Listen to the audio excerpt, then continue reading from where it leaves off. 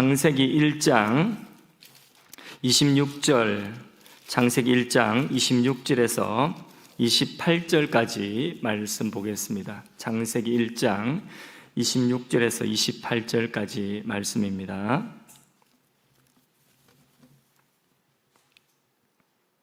26절, 하나님이 이르시되 우리의 형상을 따라 우리의 모양대로 우리가 사람을 만들고 그들로 바다의 물고기와 하늘의 새와 가축과 온 땅과 땅에 기는 모든 것을 다스리게 하자 하시고, 하나님이 자기 형상 곧 하나님의 형상대로 사람을 창조하시되 남자와 여자를 창조하시고, 하나님이 그들에게 복을 주시며 하나님이 그들에게 이르시되 생육하고 번성하여 땅에 충만하라, 땅을 정복하라, 바다의 물고기와 하늘의 새와 땅에 움직이는 모든 생물을 다스리라 하시니라.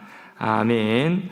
오늘 기독교 신앙과 세계관 또 세 번째 시간으로 인간 이해에 대하여서 함께 은혜를 나눕니다.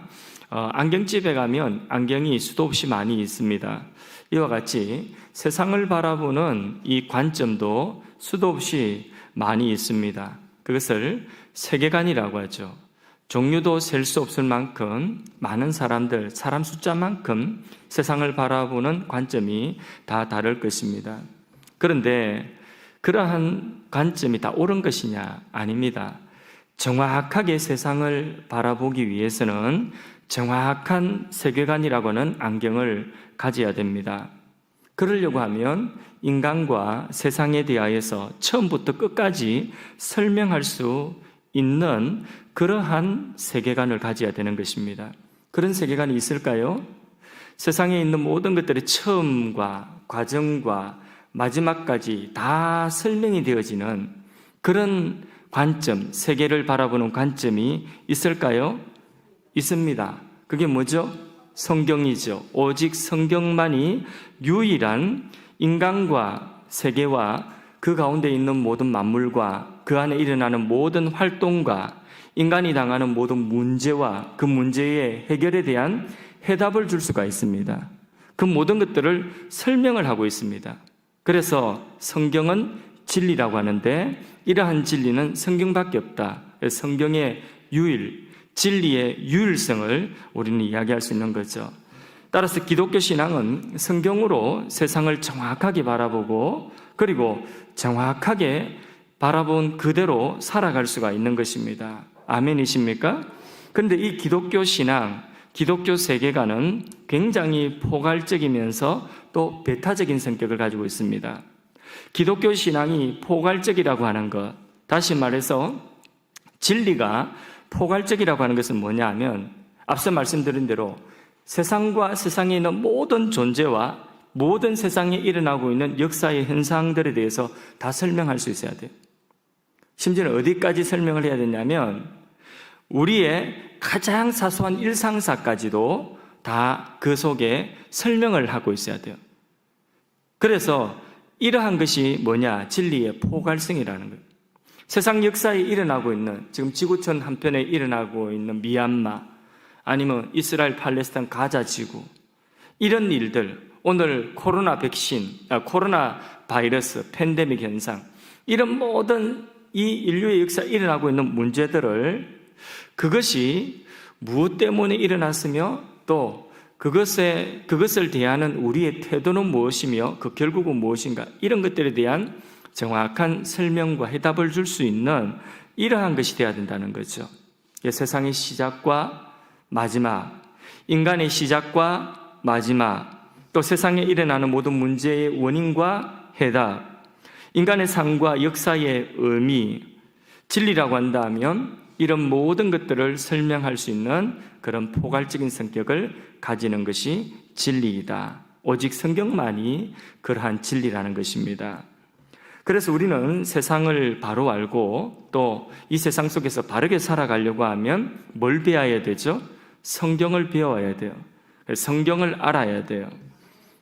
그러면 성경을 배우고 알도록 하는 것이 교회의 일 아니겠습니까? 근데 교회가요, 타락하면 이 성경을 바로 성경의 처음과 끝을 쭉 바로 가르쳐 주는 것이 아니라 이 교회가 타락하면 이 성경을 바로 가르쳐 주지 아니하고 이 성경을 왜곡되게 가르쳐 준다. 그럼 교회가 타락한 거예요.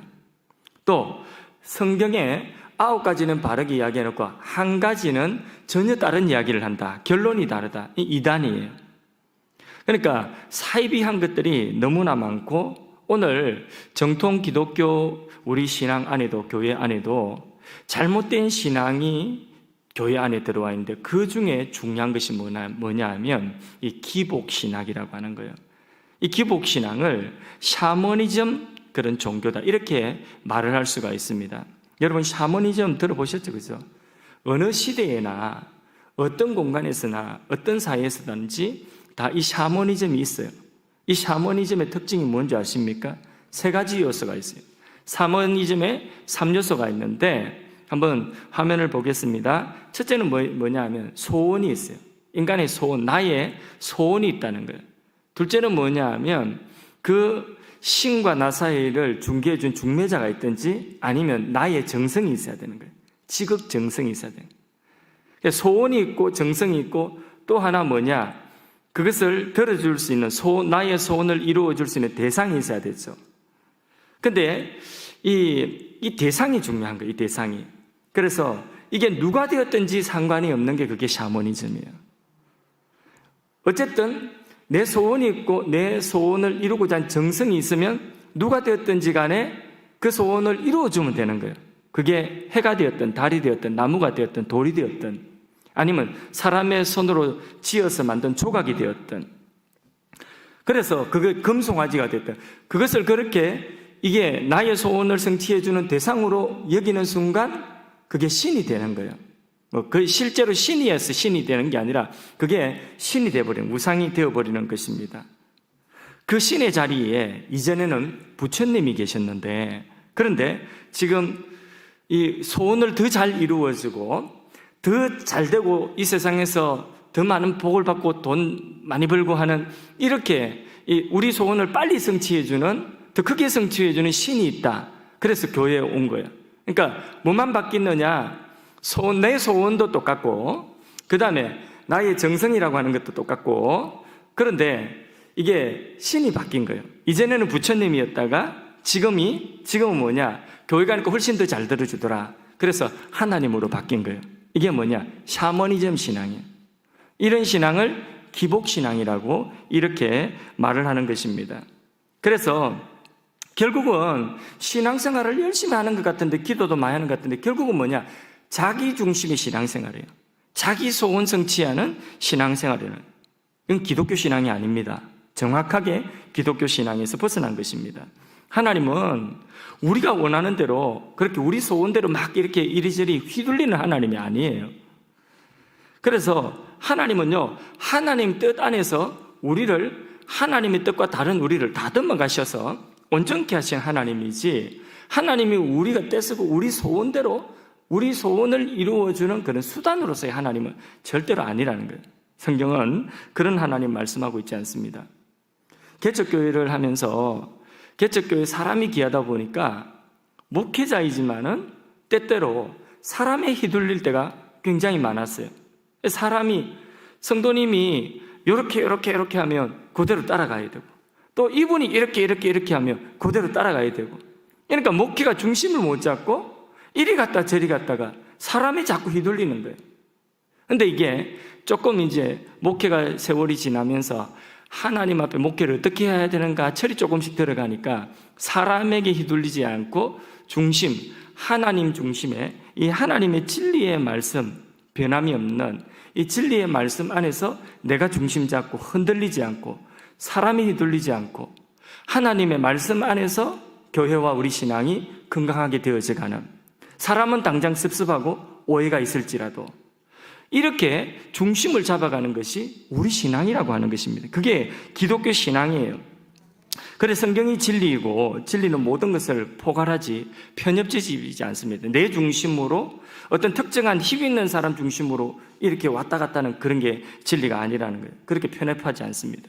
우리는 성경으로 모든 것을 보고 또 그대로 살아가는 그런 눈이 열려지고 그렇게 삶으로 우리의 삶이 변화돼야지 이게 바른 신앙인 줄로 믿습니다. 그래서 기독교 신앙, 진리가 이게 포괄적이라고 하는 의미는 무엇이냐면 우리의 삶의 모든 문제를 다 답이 어디가 담고 있다고요? 성경이 담고 있다. 성경 봐라는 거예요. 하나님의 말씀에 귀를 기울이라는 것입니다. 그 확신을 가질 수 있기를 바랍니다. 또 하나, 기독교 신앙은 배타적인 성격이 있어요. 배타적인 성격. 진리는 배타적이에요. 어쩔 수 없어요. 정답이 하나가 정답이죠. 학교에 시험 치는데 정답이 여러 개일 수가 없죠. 그건 정답이 아니죠. 그죠? 기독교 진리는 그런 의미에서 배타성을 가지고 있다는 것입니다. 그래서 기독교 진리 안에 종교다원주의가 들어올 틈이 없습니다.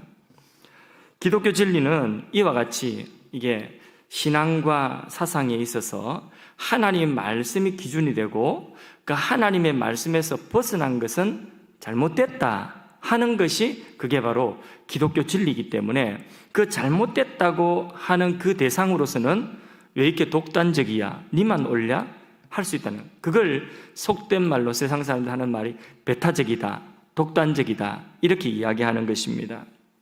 우리나라에 몇 년 전에 부산의 백석호에서 WCC, 그러니까 세계 기독교 종교 통합운동, 이런 운동이 그 총회가 우리나라에서 열렸습니다. WCC라고 하는 그런 에큐메니컬 운동인데, 이는 뭐냐면 이제 그 종교의 통합, 기독교의 통합 이런 것들을 이제 하는, 그래서 세계 평화를 이루자, 인류 공동의 가치를 실현시켜 나가자, 종교가 그 일에 앞장서자 하는 그런 운동이에요.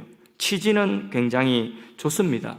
평화도 좋고 사랑도 좋고 관용도 좋은데, 그런데 문제는 뭐냐면 진리에 대하여서 우리가 믿고 있는 성경의 진리에 대해서 타협하는 것은 용납지 않는 거죠. 그런데 그 WCC 운동의 일부가 그 종교의, 다른 종교의 타 종교의 사상과 신앙을, 그것을 관용하며 포용하는 종교다원주의를 일부에서 허용을 하기 때문에 우리는 그것을 반대해야 되는 것이죠. 그래서 반대를 했죠. 그러나 뭐 그렇게 일어나고 있는 거 가서 억지로 뭐 그런 걸 갖다가 편말 들고 나가가지고 데모하고 하지 말라고 그렇게까지는 할 필요는 없는 것이지만은, 나는 그런 운동에 동참을 할 수가 없다. 왜? 진리가 가지고 있는 배타성 때문에 종교다원주의를 허용할 수가 없다는 것입니다. 그래서 당신들도 옳고 나도 옳고 그런 진리는 없다는 것이죠. 이것은 시험 치면서 오지선다형에서 1번부터 5번까지 다 맞게 해달라, 그 말과 똑같은 것이죠. 그럼 시험 말라고 칩니까? 그러니까 진리는 타협이 안 되는 것입니다. 천주교는 부처님 모시는 날 거기 신부님들이, 수녀님들이 가서 거기 같이 봉축하고 축하해 주는데, 진보적인 교회의 지도자들도, 목사님들도 가서 그렇게 축하해 주는데 그분들은 굉장히 관용적인 것 같은데, 근데 저는 그렇게 생각해요. 뭐 종교의 하나로서 그것을 갖다가 이해해주고 하는 것은 뭐 그쪽 나라, 그쪽 그 동네의 축제니까 뭐 죄를 뿌릴 필요는 없어요. 거기 가가지고 뭐 그 앞에서 뭐 찬송가 부르고 뭐 기도하고 막 이렇게 예수 믿으라고 전도하고 막 소리치고 그런 사람들이 있다며, 며칠 전에. 그렇게 할 필요는, 그는 사실은 그 상식이 없고 예의가 없는 거예요. 그렇게 하면 안 돼. 우리나라 기독교 국가도 아니고. 근데 우리가 그와 같이 가가지고, 거기 가가지고 그분들하고 같이 거기 부처님 앞에서 절하고 뭐 거기에 뭐 어떤 봉축을 하고 그렇게 해서는 안 된다는 것이죠. 그분들은 거기 찾아간 목사님들은 어떤 목사님들인지 모르겠지만은 하나님의 유일성에 대해서, 구원의 길에 이 유일한 구원자이신 예수 그리스도를 믿는다고 한다면 그는 정직하지 못한 거예요. 자기 신앙에 대해서 정직하지 못한 것입니다.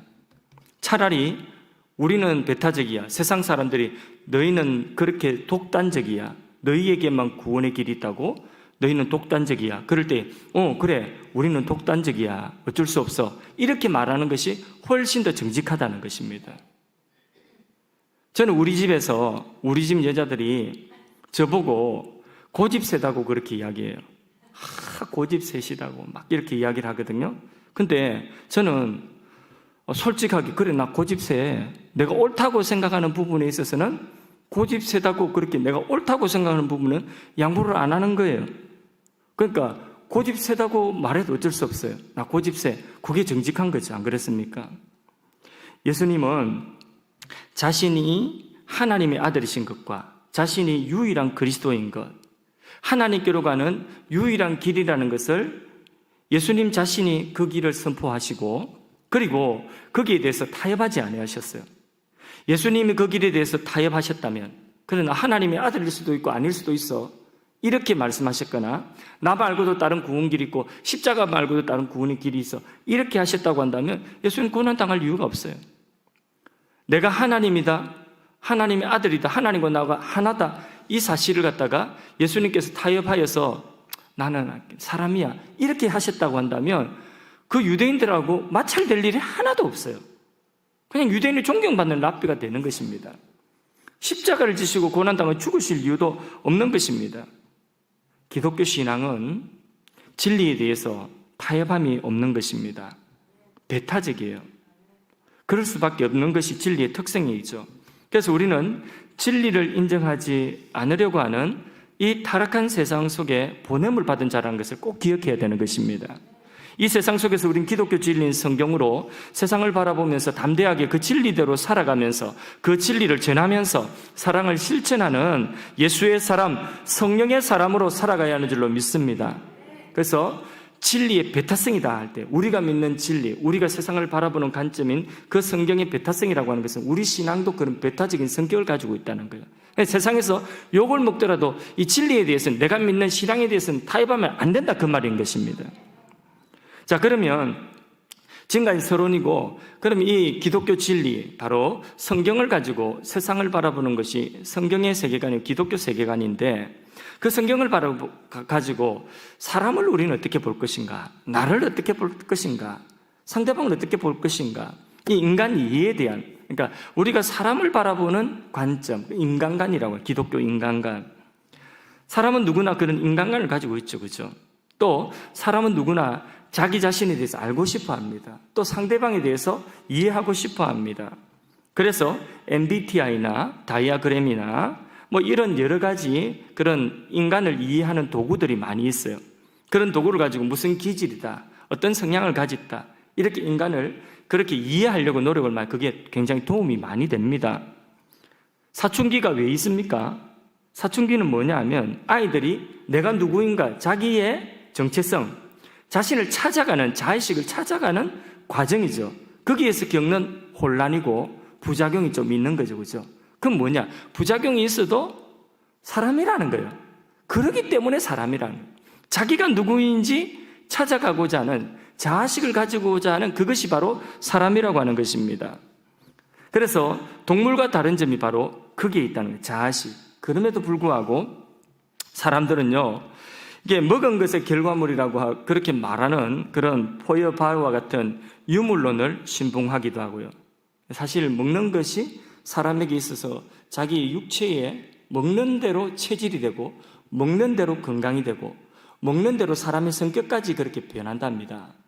그건 맞아요. 일부 과학적으로 굉장히 증명이 많이 되어 있어요. 예. 그렇다고 그게 사람 전부를 설명하는 그런 설명이 될 수 있을까요? 절대로 그 설명은, 그것 가지고는 설명이 될 수가 없어요.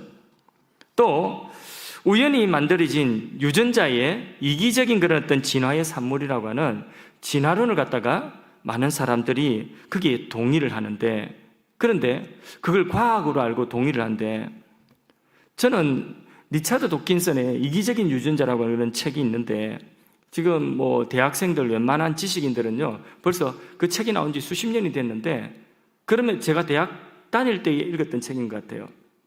대학 다닐 때가 아닌, 대학원 다닐 때, 하여튼 꽤 오래전에 읽었던 책인데, 그런데 아직도 그 책을 사람들이 읽고 있더라고요. 그리고 추천하고 있더라고요. 그 추천도서 이래가지고 막 나와 있더라고요. 나는 이해가 안 돼요. 그 책의 내용은 굉장히 두껍고 내용도 뭐 꽤 어려운, 쉽게 뭐 퍽퍽 읽히는 책은 아니에요. 근데 저는 그 책을 처음부터 끝까지 쭉 이렇게 그 공부를 하면서 읽어봤거든요. 왜냐하면 저는 신학을 공부를 했기 때문에. 공부를 하면서 인간관을 공부하면서 그 부분을 그렇게 읽어봤는데 결론은 이거예요. 사람이 우연한 유전자. 우리는 뭐냐? 그런 유전자가 살아남기 위한 하나의 유전자 풀이라는 거예요. 우리가 유전자의 풀이라는 거예요. 그러니까 우리를 뭘로 보냐면 그런 이기적인 유전자가 생존하기 위한 하나의 도구로 보는 거예요. 이게 인간이 얼마나 인간의 존엄성을 스스로 얼마나 깎아먹는 이야기인데 이걸 보고 사람들이 좋다고 이러는 거예요. 야, 기가 막힌 발견이다. 이렇게 사람들이 그 지식인들이 그렇게 그 책을 읽는다는 이해가 안 돼요. 그렇게 많은 사람들이 읽고 열광하는 이유가 도무지 인간 스스로를 깎아먹고 있는 것입니다. 성경은요, 사람을 영적인 존재로 하나님의 형상으로 설명하고 있습니다. 창세기 1장 21절 말씀 한번 같이 읽어보겠습니다. 오늘 읽은 본문인데 요절입니다. 읽습니다. 하나님이 자기 형상 곧 하나님의 형상대로 사람을 창조하시되 남자와 여자를 창조하시고, 눈에 보이는 것은 이것은 인간의 육체예요. 그죠? 사람의 마음, 감정, 사람의 어떤 지적인 그런 어떤 능력, 이것은 육체일까요? 아니면 영혼일까요? 한번 대답해 보세요. 자, 사람에게 가지고 있는 사람의 마음, 감정, 지적인 능력, 이것은 자, 육체일까요? 아니면 영혼에 속한 것일까요? 예? 자, 그러면 또 제가 좋아하는 거 손들어서 또 확인을 한번 해봐야 돼요. 자, 이거는 감정이나 지적인 능력이나 사람의 마음이나 이거는 육체다. 1번, 2번, 이거는 영혼이다. 자, 1번, 2번. 1번 손 들어 보십시오. 2번 손 들어 보십시오. 예. 손 안 드신 분들은 무슨 뜻입니까? 모르겠다. 예. 함정에 나는 빠지기 싫다. 목사님의 함정에. 예. 과학적인 연구가 많이 있어요. 그래서 인간의 뇌 활동을 통하여서 그 나오는 어떤 물질, 이런 것들의 작용. 그래서요, 과학이 많이 연구를 많이 해가지고 이런 사람의 마음이나 감정이나 지적인 능력, 이런 것들은 과학적인 도구로 어느 정도 측정을 할 수 있어요. 그래서 IQ 측정할 수 있잖아요. 지적인 능력. 이건 수치로 딱 나오는 거잖아요. 그죠? 사람의 어떤 감정에 기쁘고 또 어떤 감정, 우울하고 이런 감정들 정신과에서 치료하죠. 약물로. 이게 뭐예요? 이거는 과학으로 많은 부분이 밝혀졌다는 거예요. 그러면 이거는 육체에 속한 것입니까? 아니면 영혼에 속한 것입니까? 그래도 설명을 이것만큼 했는데 그냥 육체에 속한 거예요, 이거는. 예. 사람의 마음의 작용, 사람의 어떤 심리, 또 어떤 사람의 지적인 능력, 이거는 육체에 속한 거예요. 인간의 이거 인간의 뇌의 작용에 의해서 사람이 뭐 기억력이 없어지기도 하고 또 총명해지기도 하고 그런 거 아닙니까? 이거 다 과학적으로 밝혀진 거죠. 그죠? 뉴런 뭐 이런 거 다 이 뇌에 관련된 거는 너무나 지금 많이 밝혀져 있어요. 이런 것들은 이미 육체의 작용에 속한 것이라는 것이 밝혀져 있습니다. 과학자들은 인간의 정신적인 작용이 동물과 비교되지 않을 정도로 우등하다. 그렇게 이야기를 하죠. 지능도 동물과 비교하면 IQ가 엄청나게 사람은 우등합니다. 더 나아가서 인간은 언어적으로 또 사회적으로 어떤 윤리와 규범을 만들면서 동물보다 훨씬 더 나은 그런 사회 공동체를 이루어간다는 거죠. 그런데 이런 모든 인간의 우월성에 대해서 설명을 하면서 무엇으로 설명을 하죠? 한마디로 진화라고 하는 것으로 설명을 해요. 진화. 그래서 인간은 더 많이 진화되었다고 이렇게 말하죠. 그러나 성경은 그 진화라고 말씀하지 않습니다. 먼저 인간은 과학이 말하는 대로 우연히 뭐 그렇게 생겨난 그런 진화한 존재가 아니라고 성경은 말씀하고, 태초에 오늘 읽은 말씀처럼 하나님이 창조하셨다. 남자와 여자의 모습으로 창조하셨다. 그 성경이 분명하게 그렇게 말씀해주고 있어요. 너무 헷갈리는 거 하나도 없어요. 제가 설명하는 과학적인 부분은 여러분들 헷갈릴 수 있겠지만은 성경의 진리를 제가 선포하는 데는 하나도 헷갈리는 거 없습니다. 하나님이 사람을 만드실 때에 그렇게 어떤 이미지를 가지고 하나님 만드셨어요. 하나님이 이렇게 만들어야 되겠다 하는 이미지를 가지고 하나님이 사람을 빚으셨어요. 그 이미지가 뭐라고요? 오늘 본문에 나오잖아요. 그 이미지가 하나님의 형상, 하나님의 형상을 이미지로 삼고 하나님과 같은 그런 존재로 만들었다는 거예요. 그럼 사람이 존귀해요? 아니면 뭐 이기적인 유전자의 어떤 이게 유전자 풀에 불과한 거예요? 얼마나 존귀합니까? 이게 사람이라고 하는 것입니다. 그런 동물과 비교할 수 없는 그런 하찮은 존재가 아니라고 하는 것입니다. 사람은 육체와 함께 하나님이 흙으로 육체를 만드시고 육체와 함께 뭘 하나님이 만드셨느냐? 다른 피조물에게, 다른 동물에게 없는 영혼을 하나님은 만드신 것입니다.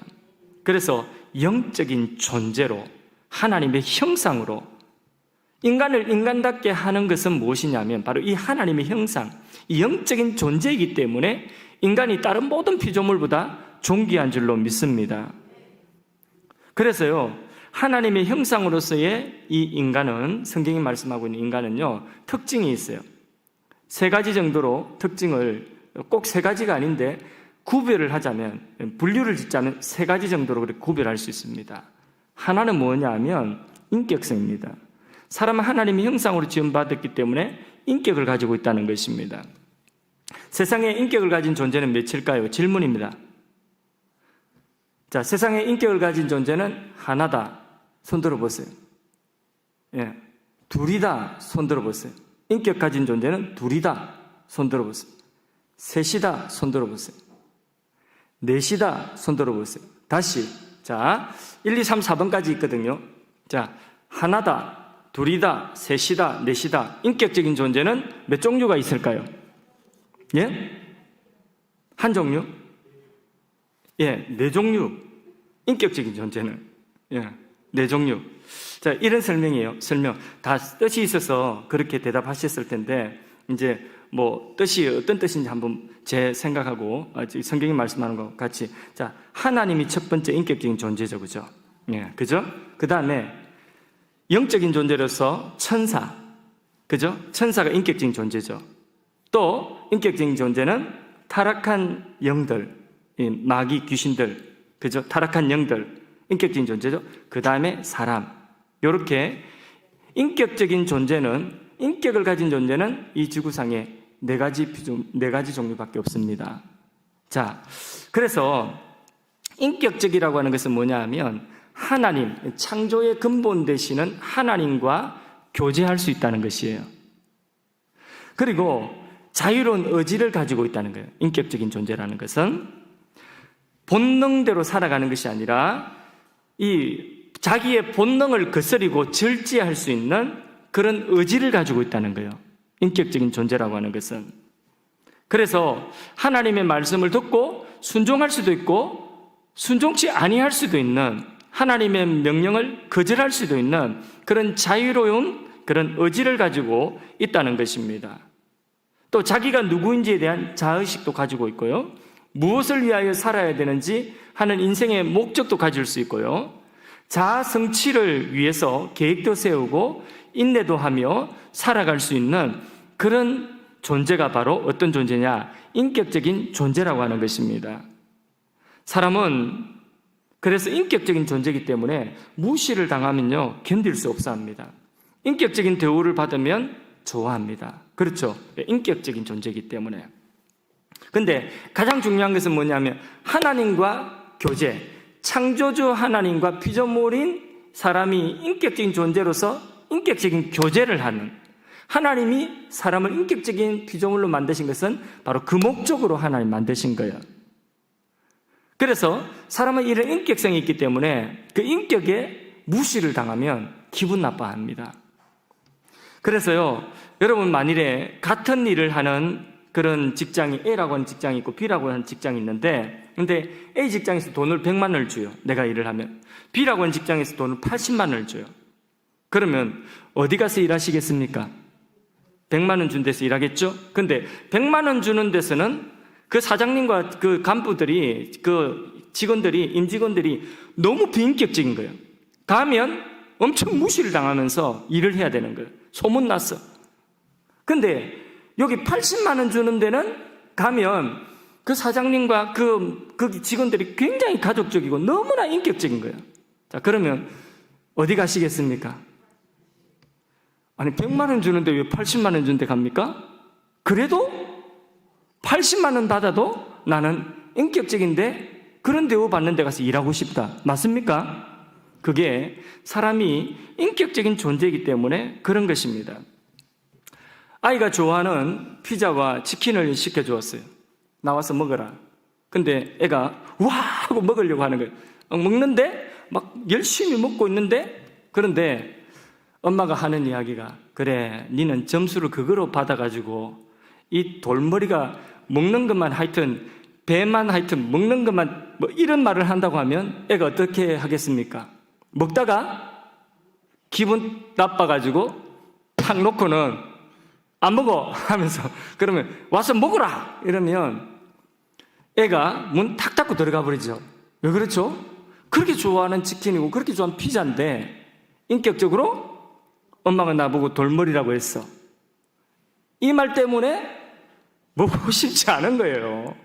그래서 안 먹는 거예요. 기분 나빴다는, 인격적으로 무시를 당했다는 것입니다. 제가 얘가 좀 적절하지 않나? 너무 적절한 이야기를 하는 것 같던데. 식당에서 종업원이 음식을 내주는데 팍 던져요. 그러면 기분 나빠서 그 집에서 먹겠습니까? 그죠? 그 왜 그렇죠? 인격적으로 무시당했다는 것입니다.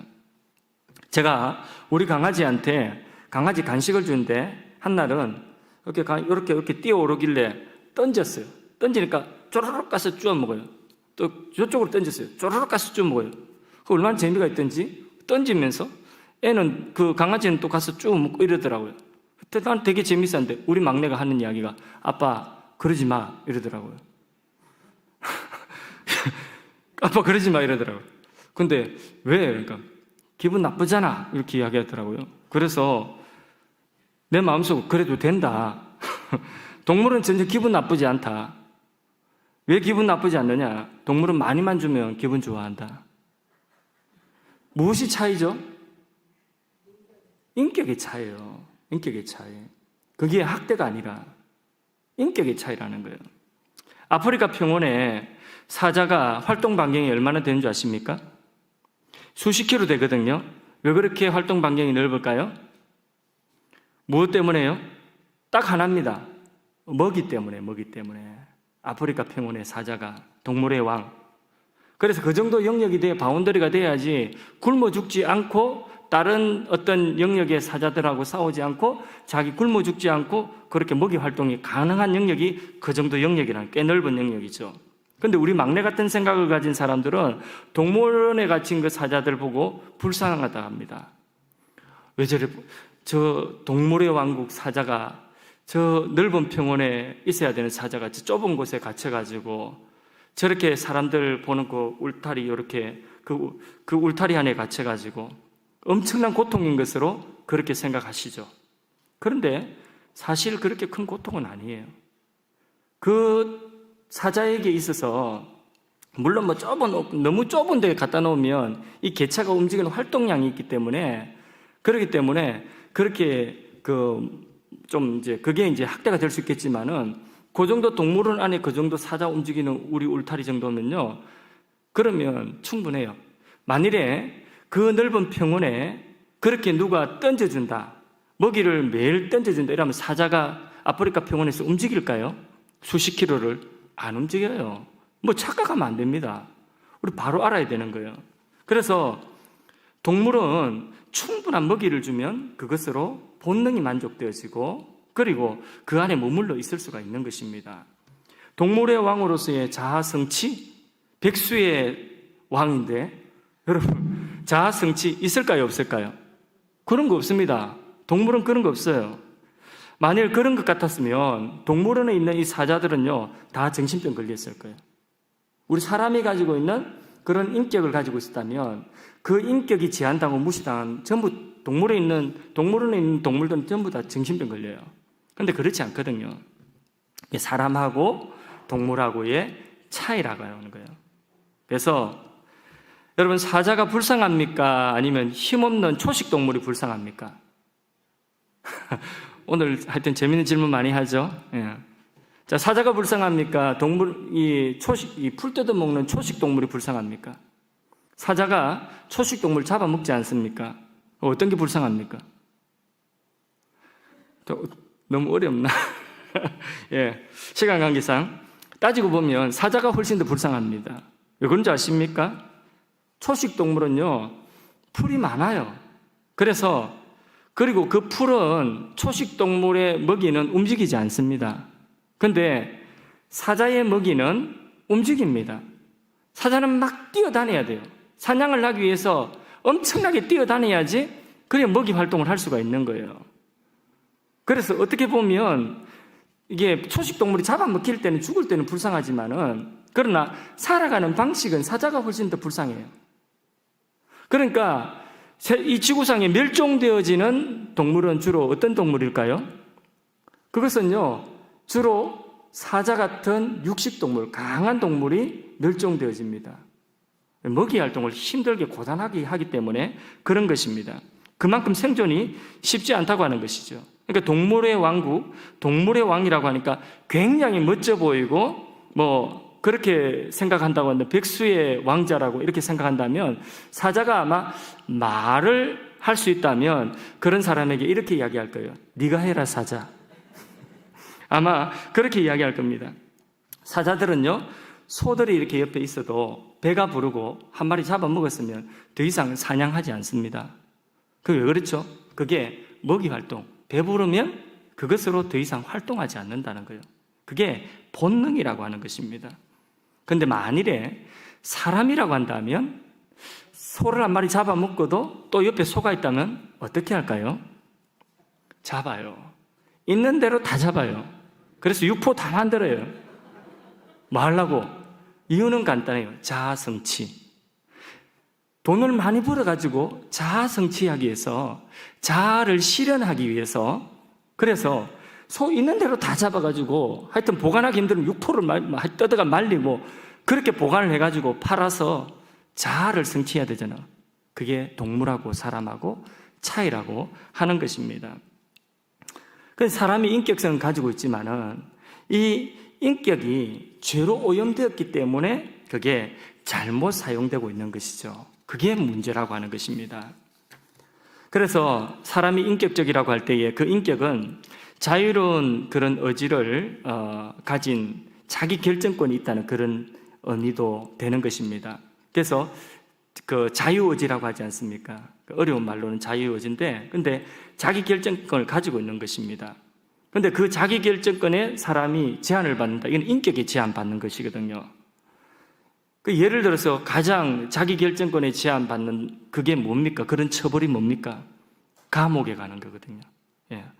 인간에게 감옥이 처벌이 될 수 있다는 것은, 그것은 무엇 때문이냐면 인간이 인격을 가지고 있기 때문에 자아결정권이 있기 때문에 이 자아결정권의 제한, 인격의 제한을 받는 그것이 고통이 된다는 것입니다.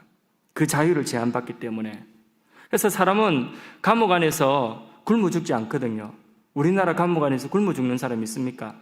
먹을 거 다 줍니다. 사식도 넣어주고 고기도 사 먹을 수 있고 다 줍니다. 그런데 배부르게 먹음에도 불구하고 배고프지 않음에도 불구하고 감옥에 있는 사람들은 심각하게 심리적으로 정서적으로 압박감을 느끼는 거죠. 구속당하면. 그게 뭐냐? 사람이 인격을 가지고 있기 때문에. 근데 사자나 이런 동물들은 이 요만한 울타리 주고요, 뭐 나무 몇 그루 심어놓고 물 놔놓고 정원 만들어 놓고 거기서 요 안에서 뛰어도느라 하고 먹을 거 내주보세요. 그런 감정 갖지 않는다는 거죠. 그래서 하나님이 형상으로 사람을 지으셨다고 할 때는 이런 인격을 가지고 있고, 이런 인격은 사람만이 가지고 있고, 이 인격을 가지고 뭐 하라고요? 하나님과 교제한다, 교제. 이런 존귀한 자로 하나님 만드셨다는 것입니다. 그래서 사람에 대해서 바른 이해를 가져야 되는데, 그러면 또 이 사람이 하나님의 형상이라고 할 때에 중요한 것은 뭐냐면 하나님이 가지신 속성들을 사람도 함께 공유하고 있다는 것입니다. 그래서 신학에서는 지지선사, 그러니까 지혜와 지식과 성과 사랑과 거룩과 의와 진리를 추구하는 것과 그리고 주권을 가지고 있는 이러한 이러한 속성이 뭐냐면 하나님이 가지신 속성이거든요. 이 하나님이 가지신 이 속성을 사람이 함께 공유할 수 있는 것들이 이런 속성이라는 거예요. 그래서 인간은 동물들과는 달리 선을 추구하고요, 함께 살기 위해서 도덕과 윤리와 같은 규범을 만들어서 더 나은 사회를 만들고자 그렇게 추구하고요, 이런 것들은 인간이 진화해서 그렇게 된 것이 아니라, 이런 사회성은, 윤리를 가지는 것은 진화해서 생긴 것이 아니라 하나님의 형상으로서 영혼을 소유한 인간 본연의 특성이라는 것입니다.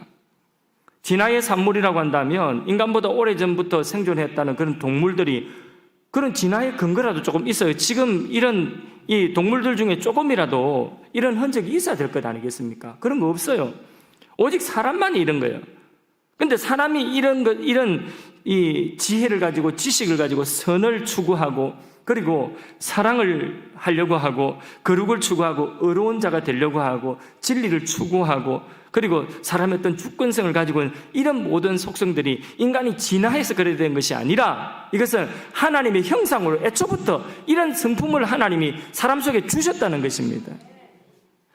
그래서 인간이 타락함으로 이런 하나님의 형상이 망가졌기 때문에 사랑도 타락하고 인간의 지식도 타락하고 인간의 지혜도 타락하고 타락한 방향으로 모든 것들을 사용하고 이래서 이 세상이 더 나은 세상이 되지 못하는 것이고 이 세상이 정말 고통스러운 세상이 되어지는 것이지, 인간의 타락이 아니라 하나님이 주신 하나님의 원래의 그 하나님의 형상으로서의 이런 하나님이 가지신 이 속성을, 너도 하나님의 형상이니까 너도 이런 속성을 내가 부여하노라 하고, 네가 지식을 가지고 지혜를 가지고 선을 추구하면서 그러면서 사랑하면서 거룩과 의와 진리를 추구하고 주권적인 존재로 그렇게 살아가라, 생육하고 번성하고 땅을 정복하며 살아가라 하는 이 말씀대로 살았다고 한다면 그렇게 되지 않았겠죠. 그런데 인간이 타락하여서 하나님을 떠나서 하나님 떠난 지식이 타락하는 거고, 하나님 떠난 지혜가 타락한 지혜고, 하나님 떠난 사랑이 타락한 사랑이고, 하나님 떠난 이 세상의 선을 추구하는 것들이 선을 추구한다고 하지만 사실은 더 악한 방향으로 가고 이런 것들인 것입니다. 그래서 죄악이 세상에 가득한 것은 바로 사람이 하나님을 떠났다는 거죠. 그래서 이런 것들이 그래도 하나님의 형상이 망가졌지만은 사람 안에 있는 지혜와 지식과 성과 사랑과 거룩과 의와 진리와 이런 것들을 추구하고자 하는 이러한 속성이 그 속에 찌꺼기라도 남아있기 때문에 이 사회 속에 뭐가 있느냐? 규범이 있고, 이 사회 속에 죄 지은 사람은 너 잘못했다 비난도 하고 윤리가 있는 거예요. 그래서 이 사회가 아주 지옥같이 소돔 고모라같이 그렇게 가는 방향을 늦추고 있는 것입니다. 자, 사람에게는 뭐가 있느냐? 하나님이 가지신 이런 속성들이 있다는 거예요. 하나님의 형상이기 때문에. 또 사람에게는 세 번째로 영혼을 사모하는 마음이 있습니다. 전도서 3장 11절 한번 같이 읽어보겠습니다. 하나님이 모든 것을 지으시되 때를 따라 아름답게 하셨고 또 사람에게는 영혼을 사모하는 마음을 주셨느니라. 그러나 하나님이 하시는 일의 시종을 사람으로 청량할 수 없게 하셨노라. 자, 동물들과는 달리 오직 사람만이 자신의 현재의 삶을 뛰어넘어서 과거와 미래를 바라보게 되고 그리고 죽은 이후의 영원한 세계에 대한 그런 개념을 가지고 있는 것은 오직 사람만이 그런 개념을 가지고 있습니다. 하나님의 계시가 없기 때문에 사람들이 그것을 정확하게 깨닫지 못하여서 잘못 이해하고 있을 뿐이지, 모든 사람에게, 어떤 사람에게, 어느 시대의 사람이든지 사람에게는 영혼을 사모하는 그런 마음을 다 가지고 있는 것입니다. 그래서 피라미드도 지었고 온갖 무덤도 만들고 이상한 그런 주술도 하고 그러는 것이죠. 잘못 깨달아서 영혼에 대한 잘못된 지식을 가지고 있는 것이죠. 그러나 성경은 영혼에 대한 분명한 지식을 우리에게 허락하여 주고 있는 것입니다. 이런 설명을 성경만 해줄 수 있어요. 지금 방금 이 짧은 시간 안에 이 인간에 대한 이해를 여러 가지 예를 들으면서 말씀을 드렸는데, 이런 설명은요 철학도 설명하지 않아요.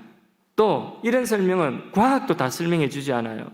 어렵게는 설명하는데 명확하지가 않습니다. 그러나 오직 성경만이 이렇게 인간에 대한 분명한 이해를 주는 것입니다. 사람을 바라보면 바로 이해하는 게 얼마나 중요합니까? 성경이 사람에 대한 그 분명한 이해를 우리에게 주고 있다는 걸 알고요, 우리가 바로 깨달아야 되는 것입니다. 이런 특징들은 동물에게는요, 영혼을 사모하는 그런 마음 없어요. 동물들은 오직 본능에 충실할 뿐이죠. 인격적인 존재도 아니고 도덕이나 윤리와 같은 개념을 동물은 가질 수가 없어요. 동물들은 목숨을 보존하려고 하는 그 본능대로 죽지 않으려고 저항을 하지만은 영혼에 대한 그런 사모하는 마음, 그런 것들은 인식 자체가 없어요. 그런 개념 자체가 동물들에게는 없는 거예요. 동물들에게 자아 성취가 있을까요? 자아를 성취하고자 하는 욕구, 이런 거 있을까요? 그거 없습니다. 하물며 영원한 삶에 대한 그런 의미를 동물들이 알고 준비할까요? 택도 없습니다. 그거는 오직 사람에게만 있는 거예요. 사람에게만. 왜? 하나님의 형상이기 때문에. 그만큼 사람이 존귀한 사람이라는 거예요. 존귀한 존재라는, 영적인 존재라는 것입니다. 그래서요, 사람은 동물과 가까운 것이 아니에요. 누구와 가까울까요? 하나님과 가까워요. 그런데 자꾸 과학이라고 하는 이름으로 자꾸 사람이 누구와 가깝다고 자꾸 이야기하죠. 학교 가서 공부하면 공부할수록 계속해서 사람은 누구하고 가깝다고 그러죠? 동물하고 자꾸 가깝다고 이야기하니까 이 인간이 얼마나 삐뚤어져도, 이 생각 자체가 얼마나 삐뚤어졌습니까? 하나님하고 가깝다고 해야지요. 더 나은 존재, 더 절대적인 존재에 가깝다고 해야지. 그래야 사람의 존귀함이 회복이 되어지는데, 그런데 자꾸 동물하고 가깝다고 자꾸 오게 되니까 이게 사람이 얼마나 잘못돼도 지식이 거꾸로 되니까 이렇게 거꾸로 되는 것입니다. 과학이라고 하면서 사람들은 이렇게 엉뚱한 설명을 하고 있는 것입니다. 만일 진화론이 맞다고 한다면 적어도 침팬지한테는요, 먹이를 주면서 바나나 주면서 던져주면 안 돼요. 그만큼 사람하고 가깝기 때문에 침팬지는 사람하고 굉장히 가까워요. 많은 부분 육체에 있어서는 엄청나게 많이 가까운 것도, 생긴 것도 엄청나게 비슷하게 생겼어요. 내 초등학교 때 친구, 국민학교 때 친구 영춘이는 진짜 거의 비슷하게 생겼어요. 영춘이 안 듣겠지? 어디서 또 듣고 있으면 큰일 나는데 너무 가깝게 생겼어요.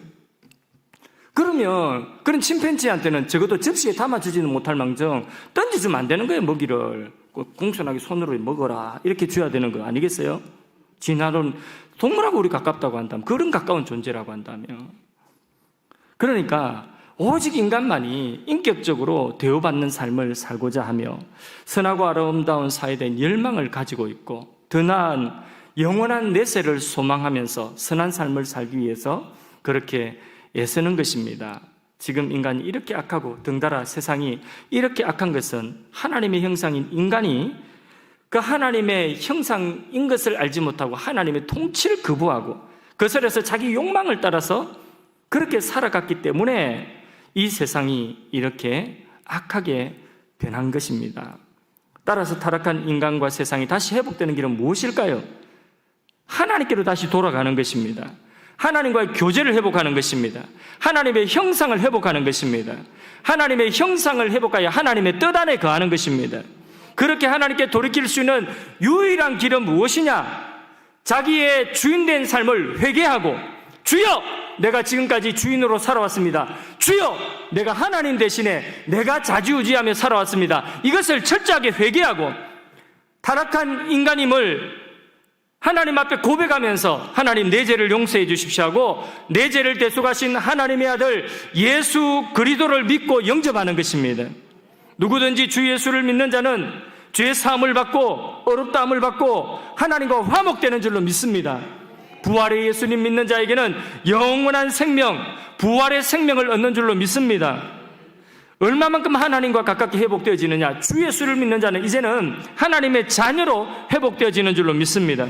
그렇게 주 예수를 믿는 사람들이 하나님과의 관계가 회복되어져서 하나님과 교제하며 하나님이 알려주시는 특별 계시인 이 진리의 말씀인 성경을 깨닫고 그 성경 말씀을 가지고 세상을 바라보면서 그 성경 말씀 진리대로 살아가는 것입니다.